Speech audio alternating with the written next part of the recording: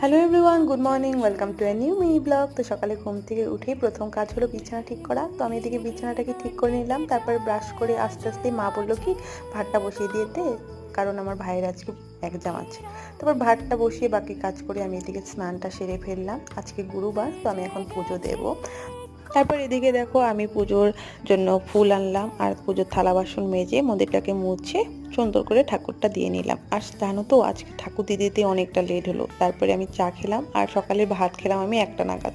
তারপর ভাত খেয়ে একটু ঘুমিয়েছিলাম, আর একটু ঘুমিয়েছিলাম বলতে আমার 3টে বেজে গেছে উঠতে উঠতে।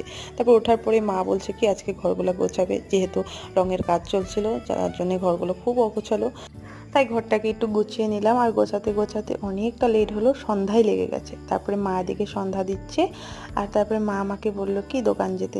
তাই আমি এখন একটু দোকান যাচ্ছি। তারপর দোকান থেকে এসে ভালো করে স্নান করে আমি একটু ম্যাগি খেয়ে নিলাম। Thank you.